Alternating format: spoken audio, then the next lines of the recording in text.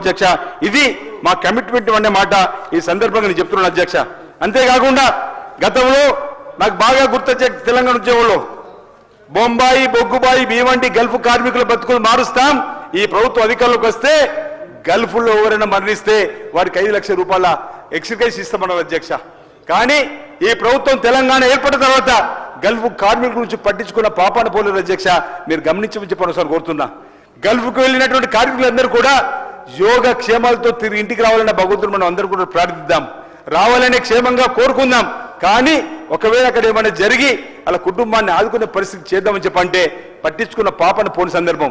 దానికంటే ముందు అధ్యక్ష కాంగ్రెస్ ప్రభుత్వం ఉన్నప్పుడు రాజశేఖర్ గారు ముఖ్యమంత్రి, ఆ రోజు నేను దేవస్థానం చైర్మన్గా వేములవాడ దేవస్థానం చైర్మన్ ఉన్నప్పుడు ఎమ్మెల్యే కాకున్నప్పటికీ మా ప్రాంతంలో ఎవరైనా చనిపోయారని చెప్తే 1 లక్ష రూపాయలు ఎక్స్గ్రేషియా ఆ సమయంలో ఇచ్చేవారు అధ్యక్ష. కానీ తెలంగాణ వచ్చిన తర్వాత గల్ఫ్లో మరణించిన వారికి అనా పైసలు లేదు అధ్యక్ష, అనా పైసలు ఇవ్వలేరు. ఈరోజు శంషాబాద్ ఎయిర్పోర్ట్ లెక్కల ప్రకారం పార్థివ దేహాలు శివపేటకల రూపంలో 2300 పైచీలకు వస్తే అన్నా పైస ఇవ్వని కుటుంబాలకు ఒక్క అనా పైస ఇవ్వని ప్రభుత్వం అదైతే ఈరోజు ఈ ఇందిరమ్మ రాజ్యంలో ఈ ప్రభుత్వం వచ్చిన తర్వాత ఆనాడు శ్రీధర్ బాబు గారు ఏదైతే కమిటీ చైర్మన్గా మేనిఫెస్టో కమిటీ చైర్మన్ ఇచ్చినటువంటి మాట కట్టుబడి 100 రోజుల లోపల గౌరవ ముఖ్యమంత్రి గారి దృష్టి తీసుకుపోగానే నా నియోజకవర్గంలో వేములవాడలోని దురదృష్టవశాత్తు ఇద్దరు మరణించి వస్తే శివపేట రూపంలో ఆ విషయాన్ని చెప్పగానే 100 రోజుల లోపల 5 లక్షల రూపాయలు ఇచ్చేటువంటి సందర్భం. ఈరోజు ప్రజాభవన్లో వారికి ఇబ్బందులుంటే మాట్లాడేటువంటి అవకాశం ఇవ్వడానికి, అదేవిధంగా వినడానికి ప్రభుత్వం చెప్పడం కోసం చేసేటువంటి ప్రయత్నం.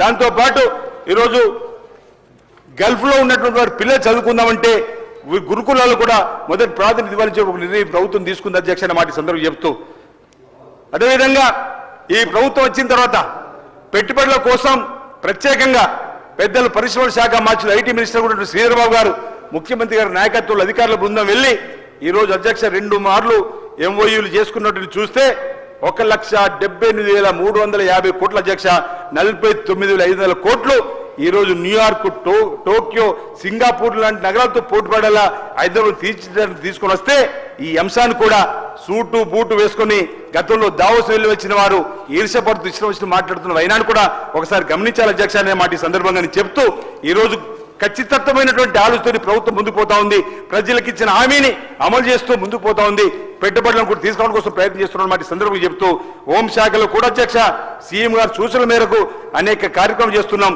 గంజాయి రహిత రాష్ట్రంగా మార్చాలని చెప్పని, డ్రగ్స్ రహిత రాష్ట్రంగా మార్చాలని చెప్పని ఈ ప్రభుత్వం ముందుకు పోతుంది అధ్యక్ష.